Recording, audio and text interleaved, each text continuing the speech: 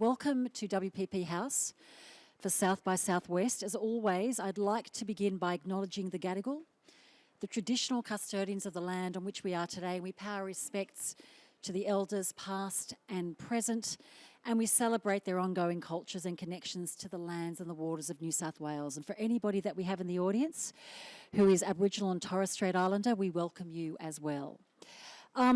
This is a great topic for a conversation, an expletive on a chart about how not to screw up the internet, because if my mother were in the audience, she would wash my mouth out with soap with regard to the word there. But this is going to be an incredible session.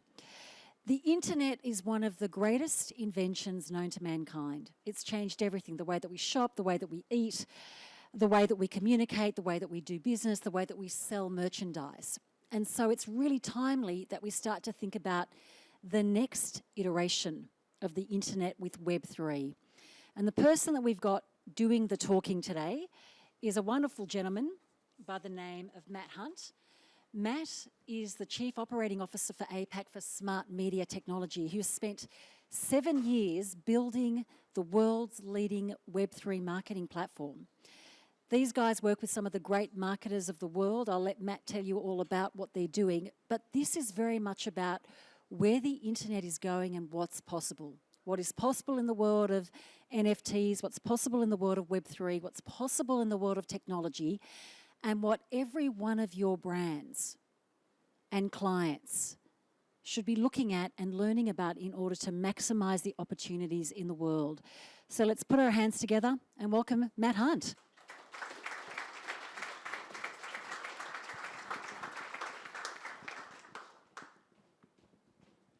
Thanks, Rose, and what a fantastic welcome, and hi South by Southwest Sydney. So excited to be talking about having the opportunity to step back and talk about some of the bigger topics that are facing us as an industry and also as a society. So it's great to see you all here. So we're going to dive into some theory and some content, but I think what's really interesting around what we're doing is a lot of people are speculating about what Web3 is going to be. We're going to show you what it is today. So we run over 150 activations, and we can show exactly what brands are doing in the Web3 space and why that's exciting, and how it transforms sort of how we think about business. So as Rose said, there's no question in my mind that the internet is the most transformative innovation of our time. Completely changed the way that we live, the way that we work, and the way that we connect with each other.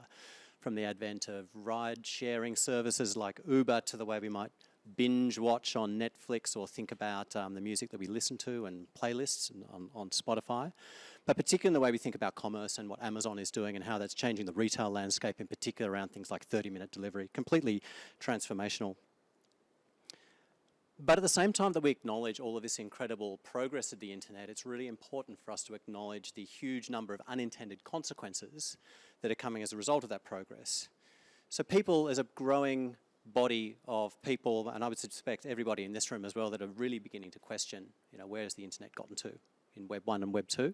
Put another way, the internet has gave us access to everything, but it also gave everything access to us. So we've opened this amazing door that's given us all these benefits, but have we left the door open a little bit? Particularly in the way we think about data privacy and the things that we share online with our digital identity. So the exciting part of this and the very optimistic part of this is that we stand at, in my opinion, one of the most exciting crossroads in the evolution of the internet itself. And we'll talk a little bit about Web3 and what that means. So there's a new wave of technology that we're going to talk about, things like blockchain and NFTs and metaverses and artificial intelligence and all these amazing things that are allowing us to do one simple thing: think a little bit differently around where we're at and how we might build a different internet. So how do we take the learnings from Web 1 and Web 2 to build a much more responsible internet as we move forward? So Web 1, I look around the room, there's a few of us that were here at back in the day. I remember trying to sell advertising to a number of brands and saying, your brand really needs to be on the internet. And I was generally, the general response was, there is no way my premium brand will ever be on the internet because I'm tied to print and to press and those sorts of things. But really in Web 1, what was going on is we made information available for the first time to everybody. This amazing company, Google, made the entire world searchable, and we flocked to the internet for information. So we really democratized data. and created this information economy. I remember some of us used to call it the information superhighway. At the same time, we were trying to deal with the Y2K bug. That's how old I am. So in every stage of the internet and what we've seen, there's always been an economic model. And the economic model that we had at the time in Web 1.0 was something that was very familiar to us before the internet, which was this magazine advertising publishing model.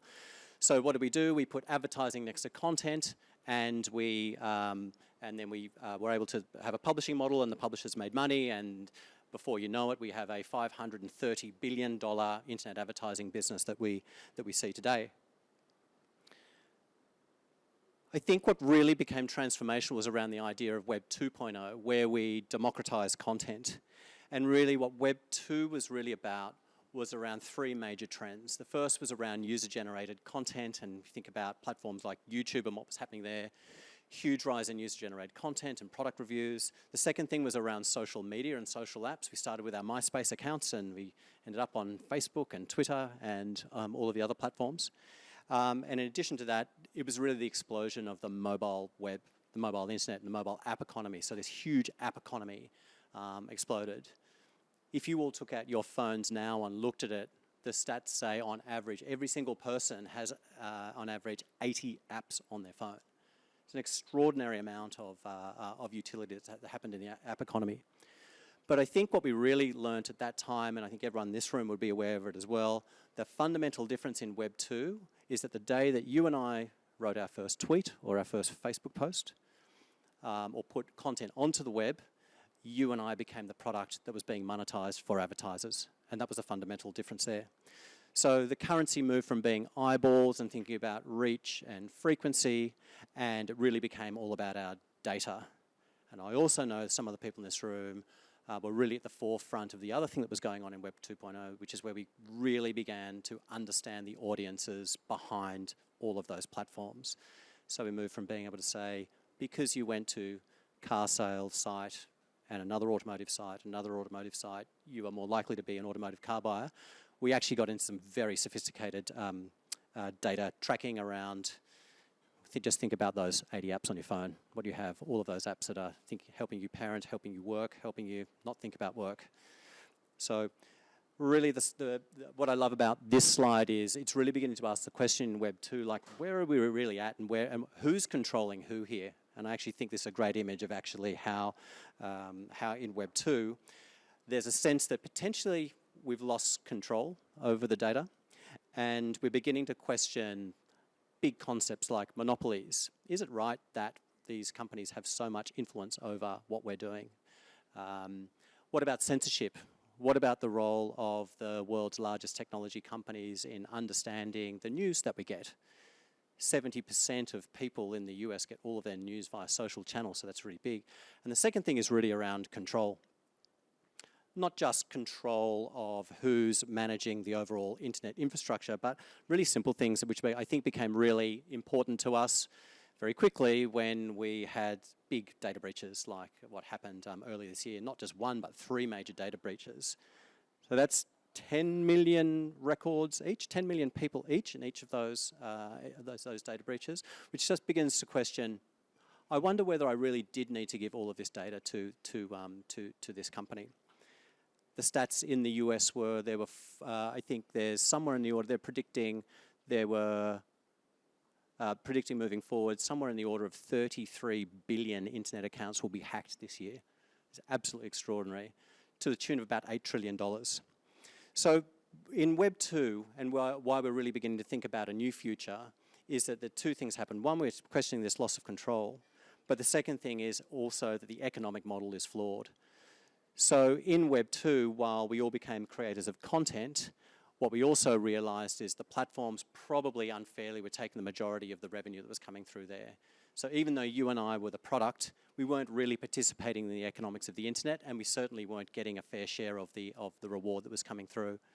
Even as recently as today, I was looking at a LinkedIn post that had broken down how much money had gotten through to the creators from different platforms. YouTube is actually pretty high, but when you got into nearly every other platform, it was somewhere in the order of less than 1% of all of the earnings on all of those platforms were actually coming through to the people that were creating that content. So, Web 3, what is this all about? Web 3.0 really refers to this next third generation of the internet, and it promises to be more user-centric and restore balance in terms of how the value that's created on the internet. So the promise is power shifts from the world's largest internet organizations, moves to the user. The important thing to note here is that we are all creators in the creator economy. The two things, we're all creating content, but the second thing is we're all creating data. And if you think about what's going to happen in the future, that moves from what I did on a website to what I did on a website and what I do on all of my apps, to this whole new realm of what is possible in the spatial web and across metaverses, and what's in my blockchain wallet, and what about my NFTs and other experiences, which we're going to talk a little bit about as well. So the fundamental difference here in Web 3 is that we're taking all the learnings from Web 2 and the creator economy, and we're really shifting it into a different framework whereby we can all be rewarded better. So let's dive into it, and then we're going to show some really just simple examples about what we're doing around this. So Web 3 is enabled by some fundamentally different technology, but it's important to note this is not a tech revolution. It's a revolution from people. It's a movement by people who are saying, I want control of my data, I believe things should be differently, and the good thing is there's technology that's going to enable this to happen. So I know all of you will have heard of Bitcoin, but that's just really the tip of the iceberg. What we're really talking about here is a shift from the democratization of data and content to the democratization of ownership around some fundamental core principles. Principles like the platforms are moving from centralized walled gardens into an open internet, a decentralized, distributed, and interoperable internet. So why do we care about those technical terms? Well, am I the only one that's frustrated that when you come back from a trip with friends, for example, then there's always one person who's on Android and you can't share your photos? A very simple idea around why is it that we have all of these walled gardens that are not interoperable? What about when it comes to things like airline points and loyalty? Wouldn't it be fantastic if my Virgin Velocity points were interoperable with Qantas? That'd be fantastic. But what if you could take it further? What if that was also interoperable with what's happening at Woolworths? Or another thing, what if the entire ecosystem was interoperable? That's the sort of promise that we're talking about in Web 3. The other thing is really around the form factor in Web 3 and what that means. In Web 1, it was really read-only. We had all of these hyperlinked magazines, and you could go in and read something. That was fantastic. In Web 2, we got to read-write. Not only could we read, but we could write content as well, and that was fabulous. But now we're really moving into read, write, create, and own. And when it comes to the form factor, we can type at somewhere in the order of 50 words a minute into this black mirror in our hands, but we can speak at 150 words a minute. And the one thing we know is true of what we do as people is we reduce friction in everything we do, and if it's easier to be done one particular way, like speaking, then that's where we're going to go. And if you think about, it's no longer going to be touchscreen. It's going to be heads-up display, projection. You only need to see what's happening in our vehicles and what's happening with augmented reality to see that this is fundamentally different. And the other thing, I think, which is largely overlooked but is fundamental to what we're doing as an industry is around the idea of authentication and what happens with personal data. So in Web 1, we used a username and password to authenticate ourselves on the internet. In Web 2, we trusted Facebook and Google for a moment, but in Web 3, it's going to be all about the blockchain wallet, and in that wallet is where you will store your digital assets, it's where you'll store your digital currency, but it's also where you're going to store your personal data. And so when you think about what's happening in Web 2 around what happened with Optus and other data breaches, it's going to be a fundamental shift where all of my personal data will be in my hand, and I'll be the person providing consent to each of those brands on my terms. So what am I comfortable giving a telco? Well, they need to, I am comfortable giving them my address, comfortable giving them my bank account details because I have to. But what about a consumer brand? I need different rules. I need to think differently around how we authenticate ourselves on the web. So as we've said, in every internet, every form of the internet, Web 1 and into Web 2, we've seen there's a different economic model, but there's also a different currency. And in Web3, we see the token or the smart token or NFTs as the future currency of engagement. And what we're seeing that brands are adopting very quickly is they're realizing a couple of things. One, their audiences are shifting at scale into new immersive technologies. We're seeing it in gaming, we're seeing it all across, we're seeing it in music, we're seeing it in sports. So the idea around a token and what it can do for driving customer experience is profound. So we know we can create virtual goods, digital twins of real products. We're seeing a complete transformation of customer loyalty and engagement. Token gating refers to if I have this token, that might be able to provide me access into a particular experience or into a particular community. Community is at the core of everything that's happening in Web3, and also we're going to go into some examples to show you how we can gamify experience and think about extended metaverses and reality as well. So we get asked all the time around the hype cycle, around NFTs, where is the market at? And there's no question that there's been a real focus around AI and around a lot of challenging press around the role of NFTs. And I think for really good reason.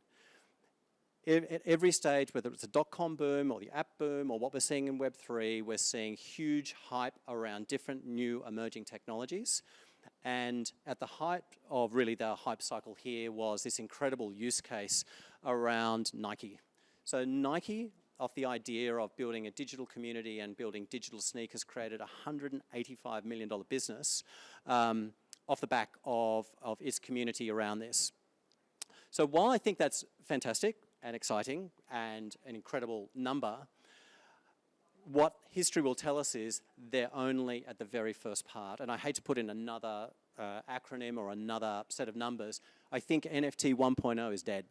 I think a lot of these ideas around anything that was, when you have tokens and they're tied to some sort of monetary value and you're thinking about that might increase in value, you're in a speculative market, and I think that business model has very rapidly been proven to be challenging around that. Starbucks, however, have taken it one step further. So from NFT 1.0, we're starting to get into the next generation. So Starbucks, one of the biggest loyalty programs in the world, from memory, 30 million users in their loyalty program. Why are they leaning so hard into this emerging technology? Well, it's really for two reasons. They want to reward and connect members in new ways. And for those that don't know, the broad construct of the loyalty program was this. They issued 2,000 digital stamps, collectibles for $100 each, that would allow you to participate into new experiences across the Starbucks network. So it's proven to be hugely beneficial, hugely successful, because they've shifted the value proposition away from, I'm going to get this $100 token because I think it's going to be worth $200, a bit like what was happening with Bored Apes and what was happening with a bunch of other NFT 1.0 projects, and moving it into how do I create utility and value for that token for getting people to do the things I would like them to do as a brand. We're on our fourth activation with PepsiCo, one of the companies that are really embracing Web 3.0 and pushing in really hard. Across 6 countries, they used our platform primarily for one simple reason. If any of you have been involved in this space, you'll know that the generation of a crypto-based wallet or a blockchain wallet can be really difficult. So what we've done is removed all of the friction around how you can participate in this activation. So you have a 2-click wallet, and then we're able to drop digital tokens across 6 countries. We dropped thousands of digital Doritos bags that you could redeem for in real life Doritos in store. We also hit COVID, this roadblock called COVID, and what we were able to do was actually shift that on the fly and move that from dropping them around retail locations into people's homes so they could still participate in it. We partnered with PlayStation, where you could collect I'm not a massive gamer, but you can collect the zero, well, not a zero, is it? It's probably a circle, here, help me, circle, square, triangle, cross. There you go. Collect all of those to go into a chance to win a PlayStation console. the engagement levels were nothing short of astonishing. So over 500, half a million AR interactions, three minutes of game time, 160,000 people signed up to play across 6 countries, somewhere in the order of 80 million impressions. So a true example of a brand that's building an always-on Web3 enabled addressable audience base to drive ongoing customer engagement. Haven't got on this example, but another example which I thought was really cool was we tied it into a metaverse experience around Call of Duty, and on another activation, if you won, you were able to win 2 times hit points in Call of Duty.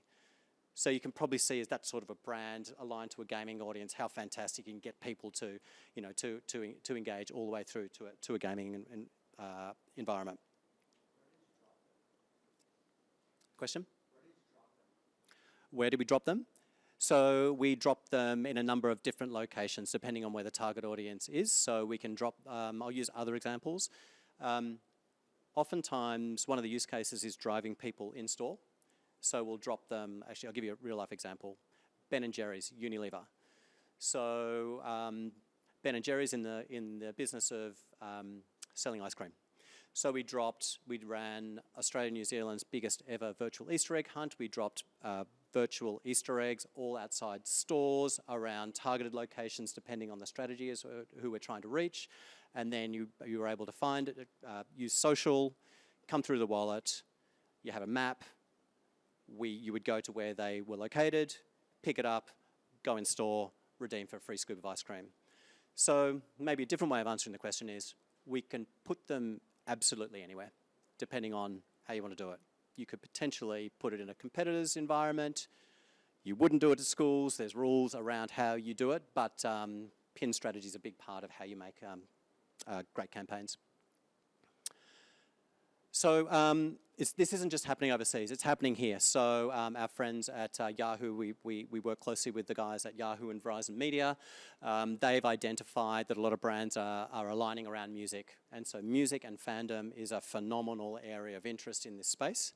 And the concept that they came up with is, how do we begin to think differently around virtual rights for musicians?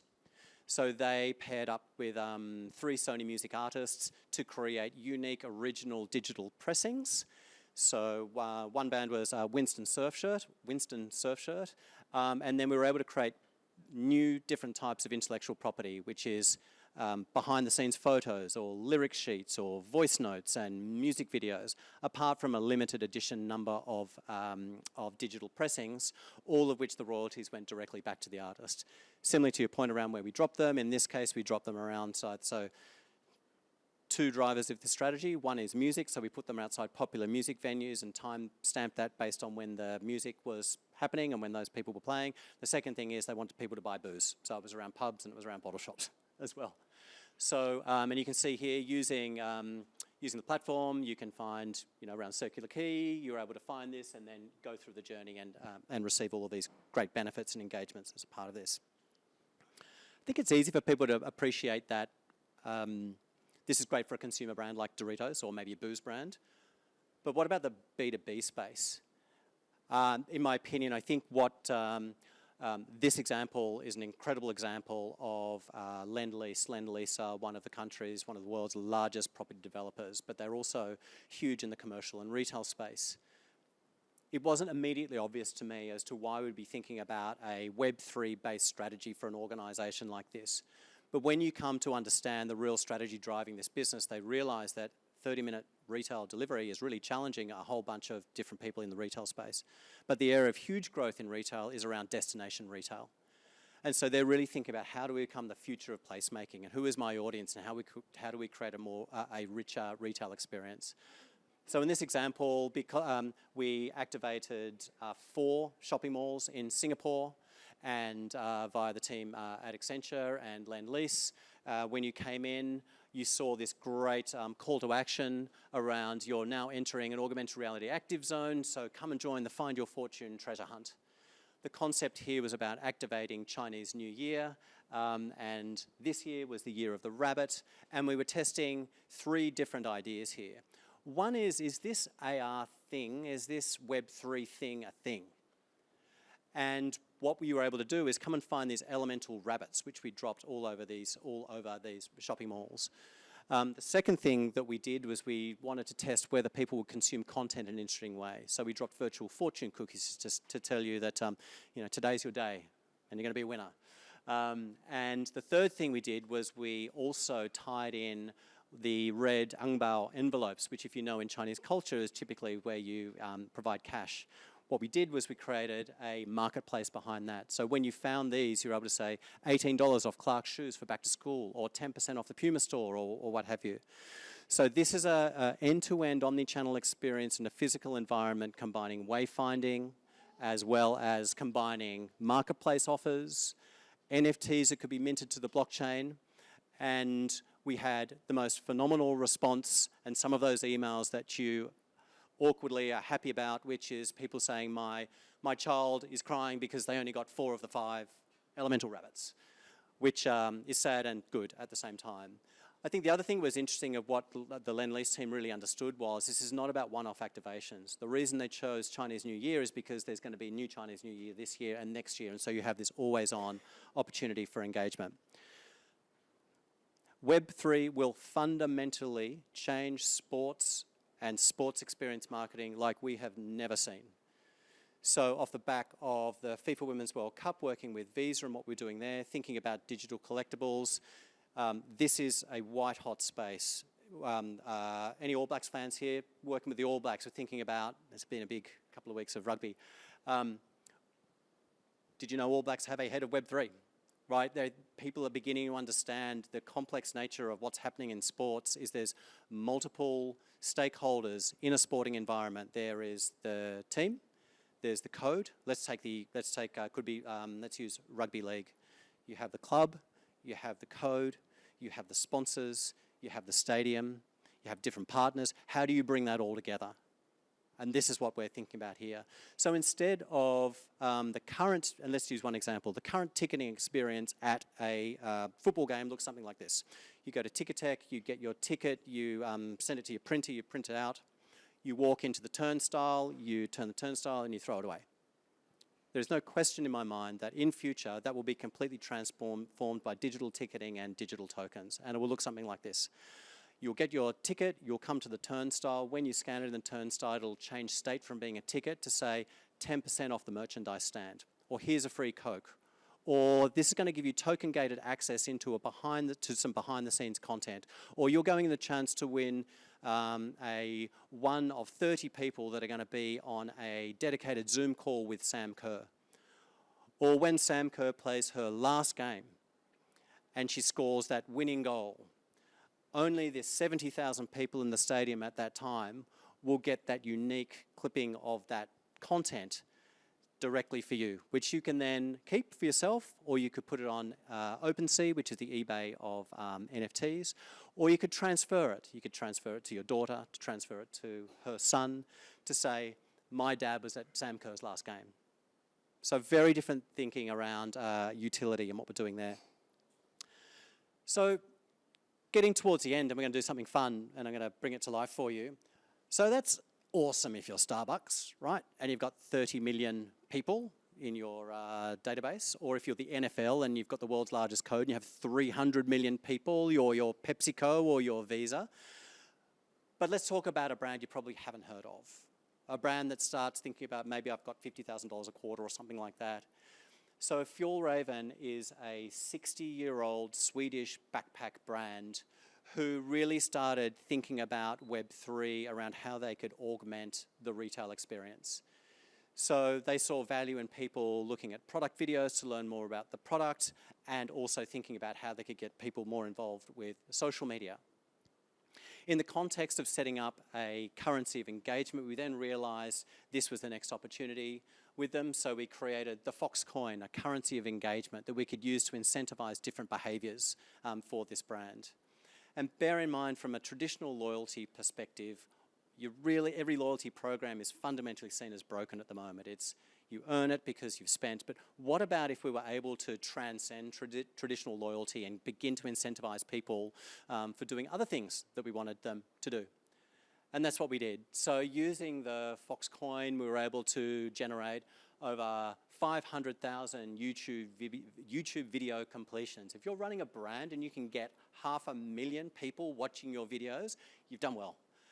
488,000 brand education videos, over 250,000 social follows, and 130,000 social engagements.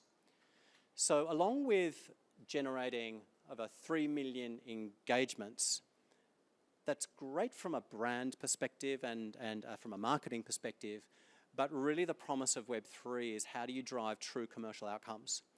And so apart from the 3 million odd engagements we did there, what was really going on here across this time period was building an addressable audience of just under 1 million Web3 enabled always on customers as well.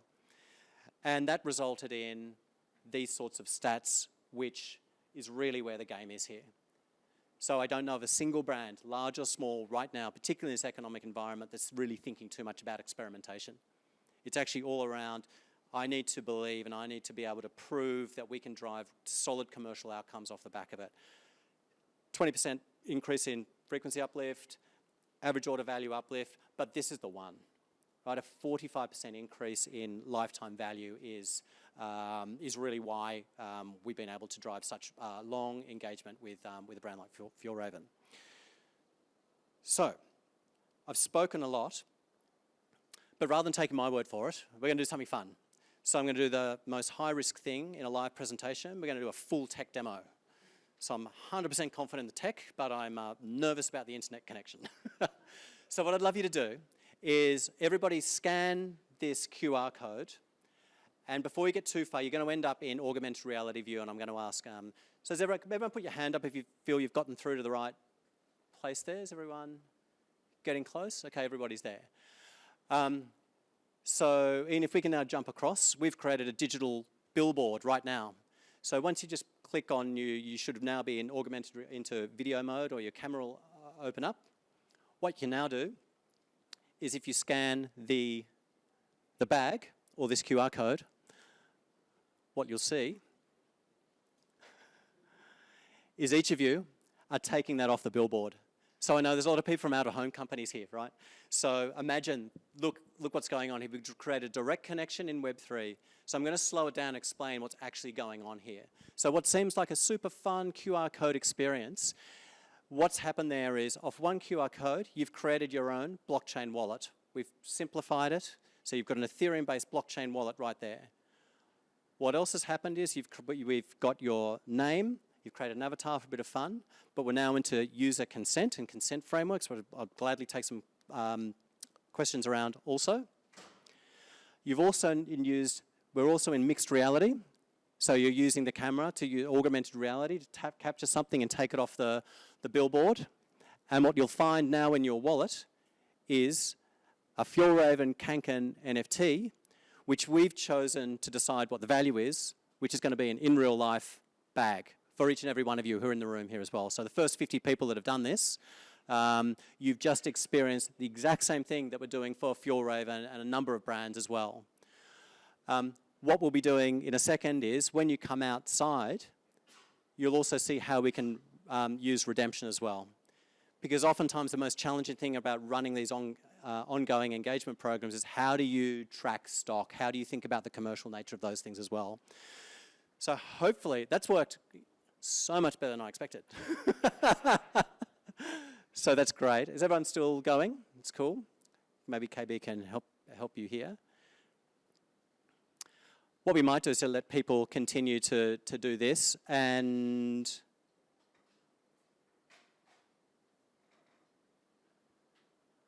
I think we'll just leave another couple.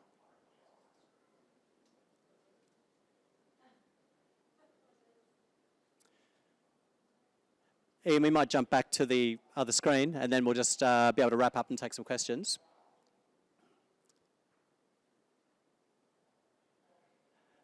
Thanks. So this was my backup slide, if it didn't work. So this is the sort of concept we're talking about out in the real world. This is happening in the UK, where we're able to integrate directly with some of the largest out-of-home companies, and imagine the idea of being able to take the Coke bottle directly off the billboard and those sorts of things. So what I hoped to share with you today is that we are absolutely at the dawn of a new way of thinking about internet engagement and marketing, thinking about the transition of ownership from the big organisations only being compensated to this. What the demonstration tried to show you is that there was a direct transfer of value there. So I was hoping that you would do something for me, and in return I'm going to give you something for you. No intermediaries. That's really just saying, imagine a world where you have an addressable audience of people with their own wallet, and you have permission to be able to transfer and send back and forwards value to them based on what you need them, what you would love them to do, and in a symbiotic relationship. So to wrap up, I think it's really important to go back to the big topic around how to not mess up the internet. It's actually incumbent on all of us. In the new economy, it is in the new internet, like, we are all contributors in the next internet. It's not about the big, it's about you, it's about me. We are all contributors. We're all creators of content, we're all creators of data. So in Web3, balance will absolutely be restored as we all participate in the new internet economy. So with that, I'll take some questions and take a breath. Thank you. And Mark, I might get Mark to come up. I think I got the mic. Okay, cool. The headphones thing, right? I'm really curious about Web 3.0 seems at the moment to be very much translating things that we've experienced before in real life into a digital environment, so like a treasure hunt or a giveaway or something like that. Is there anything that you've seen that is absolutely not that, you know, completely new and completely digital only? I think the question was, a lot of the experience that you've seen in Web3 at the moment are, did you say? Sorry, I'll talk louder. Translations of in real life events, so like a treasure hunt or a giveaway, like the digital pressing was kind of like a vinyl pressing with images being like liner notes, which are all, you know, intimate things that and ways we've interacted with our audiences before, just on a bigger scale.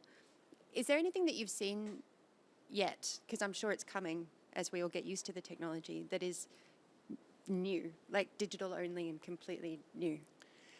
Yeah, it's a great question, and I'll have a shot at it, and then I've got my CMO Mark next to me who can build off that as well.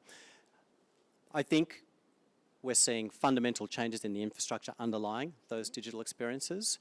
So, and you're quite right to say some of these things look similar. What's fundamentally different for me is actually around consent and around ownership. Mm-hmm.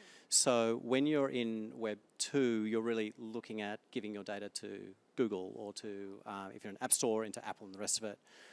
In Web 3, that's really your data, and you'll have the opportunity to decide the terms on which you share that as well.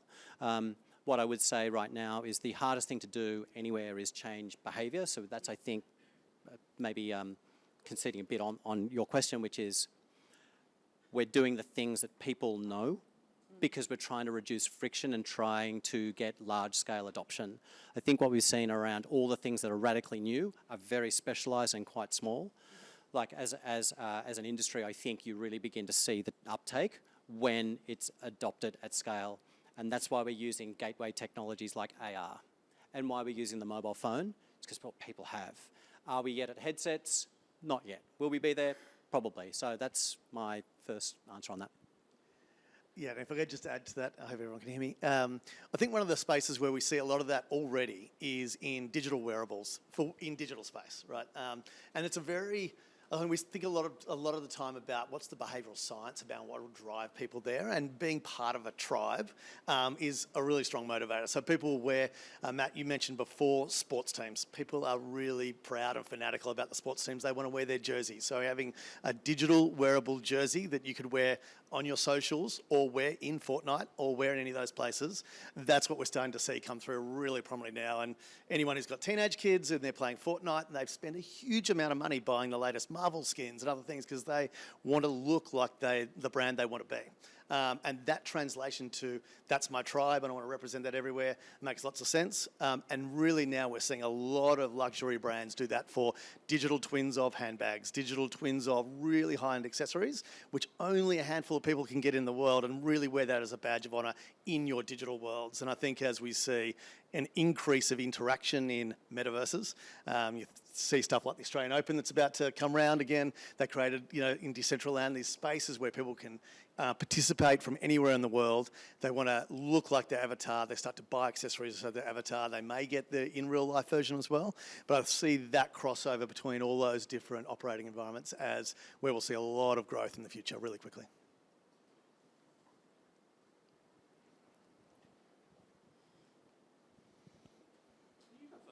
Well, there's a few questions. We'll have to keep the answers quick, punchy. Yeah. I'm really interested. You're talking about the growth and the change from 2.0 and, the opportunities that things like the metaverse and decentralization present.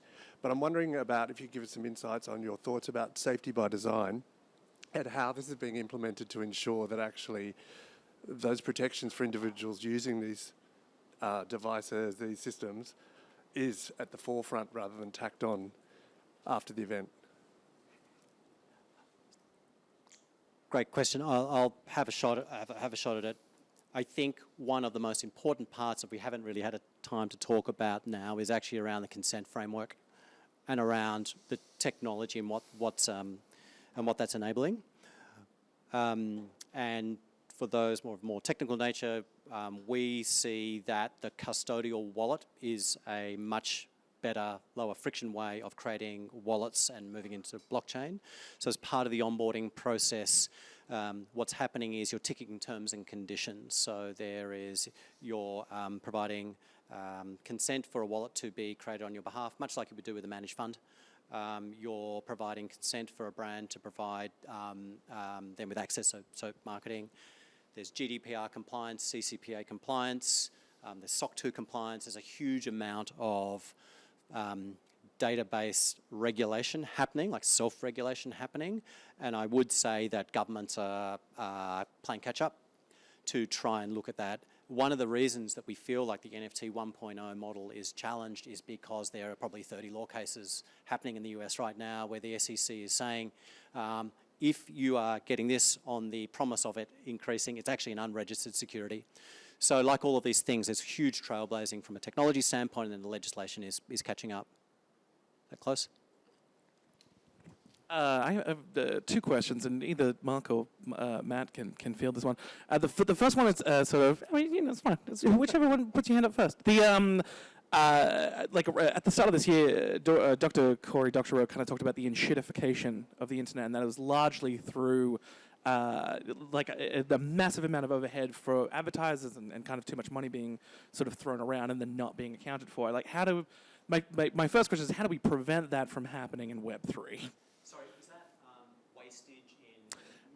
wastage in media? It's more that the wastage in media was one of the reasons that the internet just got way worse. It was a less accessible and interesting experience. So you have a lot of people who have websites that have content on it, but due to either mandates from people who provide finances or even just advertisers, essentially the experience gets far, far worse. I think this is exactly the point. Yeah. And I'll take that one. Today, Sorry, Mark. Today, $531 billion is being spent in digital advertising. 50% of that goes to the ad tech companies. The other 50% goes to the publishers. What's going to the end user, the very person that you're trying to reach? So I think there are some inefficiencies, and the industry needs to figure that out. What if I was able to do what we just did then? And rather than sending ad impressions and the rest of those things, I was able to provide you with a token to say, buy one, get one free. I see value in giving you this to get you into my store, and I'm going to get you on the cross-sell or something else like that. Yeah, and maybe just to add to that, look, I think without sort of going into how we commercialise what we're providing our platform, we're incentivising, getting paid on engagements, not on eyeballs, right? So that becomes critical. And then the second part that Matt alluded to earlier in the presentation is creating really great value for consumer. Because if they don't get it, they'll walk away anyway, right? So you actually need to create that great value, do those two things, then you're really centering in on the engagement. And that's where you get the efficiency. You mentioned the whole community thing before, and I think that one of the biggest failures of the metaverse, and especially Decentraland, which is down to literally 50 people a day at this point, was the lack of community and accessibility. And I'm wondering if those are barriers that people can overcome. Like you mentioned before about sort of AR and VR stuff, and they're essentially expensive toys for people who look like me. And while I can't, thank you, while I can barely afford them, I feel like that is one of the biggest things with Web3 is that accessibility. I'm just wondering, you guys don't have to have solutions here, but I'm wondering what you guys think about that. I think that there's a long and a short answer there. I think one of the really simple answers for us is just you've got to make getting into the tech really easy. And one short answer, Matt just showed, QR code into experience, done. And that's where, we've spent a lot of time, in years gone back, looking at the app space. You're building all that infrastructure, has to be updated all the time. You've got to download, get into it. You get lots of wastage through there. You are QR code into experience. That is easy accessibility. Then you create value for people to come back and you start to build community really fast. So I do think the barriers to entry are coming down. What was really tough at the first stages of Web3, though, is if you had to set up your own MetaMask wallet, something like that, and I'm pretty tech savvy, it was pretty hard, all right? And you were really worried about anything happening to it, because if you lost your code, you lost everything with it.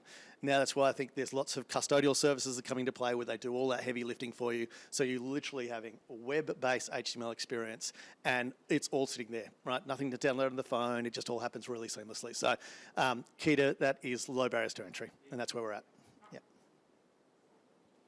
Just a question on loyalty. So you talked about, say, for loyalty points, they can then be owned within a digital wallet, and then you could potentially then transfer those and take them to another brand. What's in it for those two brands? So if I've done all my flying with Qantas and then I've spent all this money with Qantas, what's in it for another brand to then go and accept and give me free stuff when I haven't actually... Is it just the incentive that I will then go to that brand and then start spending? Where's the balance? I think there's a beautiful opportunity here around thinking about what consumers' end-to-end journey is, right? So that is a great example. If you think, I want to get on, I'm booking a flight, I'm going on a holiday, I want to book my air flights. That may be in today's current airline loyalty environment. That might get me some points towards something off in the future that I may never use, or I might not have enough points to turn into anything real. But if I could actually turn that into the next logical step, as in I could be rewarded in the airport in real time when I turn up there with a free meal if my flight's running late, or any of those things, it incentivizes both the next person to pick up the commercial transaction, but they're actually, both of them are building a great brand experience, right? Because they're rewarding people in real time for their behaviours. And I think what we're seeing right across the globe at the moment is big loyalty transformation is really tough.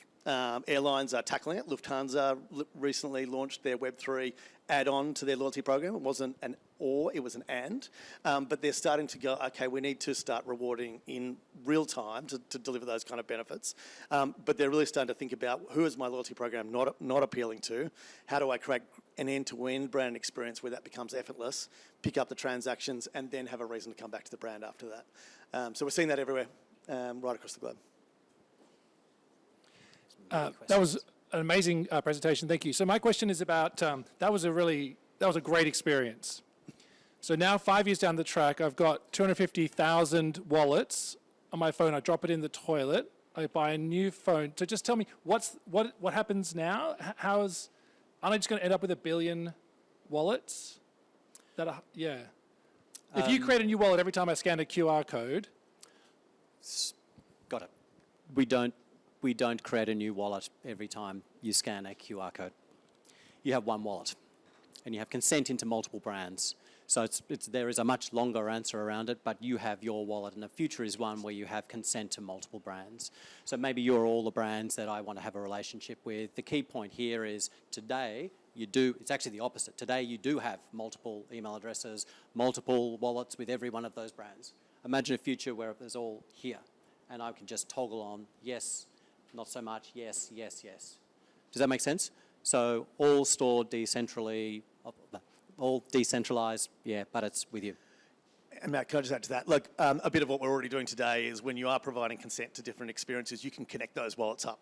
So you can connect them up you can toggle between the different views because it's all yours, and you can transfer assets from one to the other. So the main challenge for most of brands today is they're not necessarily setting their assets up to be transferred all over the place, but they're starting to think about that when they think about the question before about what makes sense in the customer's ecosystem. Where are they going to go? Actually, we want to make sure this value goes with them because that'll be a reason to come back to the brand. Got time for one last question. Cool. I think that's me. Hi. Oh, it's you. I You're the am. winner. Talofa lava. My name's Julia Arnott-Nini. I'm of Pacific Island descent. And when I think about the technology that you're demonstrating, all I think about is the digital divide. And so we already know that in the world today, 50% of the world doesn't have access to Wi-Fi. In Aotearoa alone, 25% of the Pacific population don't have access to the Wi-Fi at home. And that's a huge amount of people. And everything that you've given are incredible examples of progress for progress's sake versus progress for all. And I really want to try and understand, do brands care that the exacerbating and further marginalizing those that are most likely to be digitally excluded in the future? And we're also demonstrating another sort of example of colonizing the digital future as well, because the people that actually have ownership are the same. And so all of the examples that you kind of gave were to that. But actually, you don't actually have to answer that. I'm going to pass this over to my fiance because he's a subject matter expert in Web3. But I wanted a little bit of time, so don't listen to that question, and he's going to ask a question. No, thank you for the comment. Appreciate it. Just throw me on a deep end. Okay, I got to think of a question now. So we were talking about onboarding, and you started talking about data and the principles of decentralization. And I went through that flow that we just did to get onboarded in there. And you started talking about security and all that. And it seems as though people could spam this left, right, and center. Basically, you're not even using a password, not even using custodial, any main frameworks. And I was like, this doesn't seem rather secure. And then basically, when you started talking about data and who owns it, it seemed as though you own all the attribution towards where that flow of that supply chain is going. And basically, you own all of it, and you're getting all the data, and then you can distribute it out to everyone. But then essentially, us users here don't get any of it. I love it. So it's a very simple explanation. We tried to make it really simple, and it's just a demonstration of the prototype. If you were to go through the real experience, there would be a number of other consent frameworks and around that.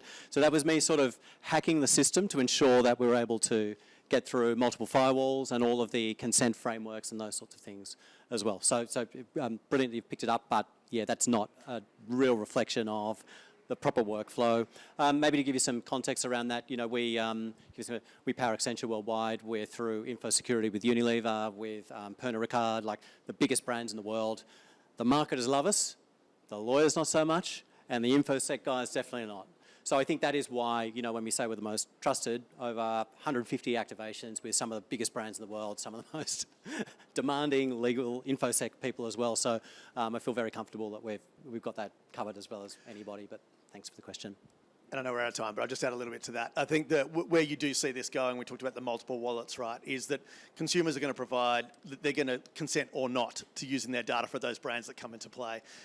We're working with a major credit card brand, of course, that think about loyalty all the time, and they'll go, hey, we can connect up basically almost every brand in the world, but it's going to be up to the consumers to say, do I want to connect, and on what basis do I want, and only if I see value in it. So that's where we'll see the power of consumer and their data come to play. They'll have control over what they want to opt into or not. Everyone, thank you so much for your time, and then come outside and you can redeem your in real life bag. Thanks, guys. Fantastic, thank you.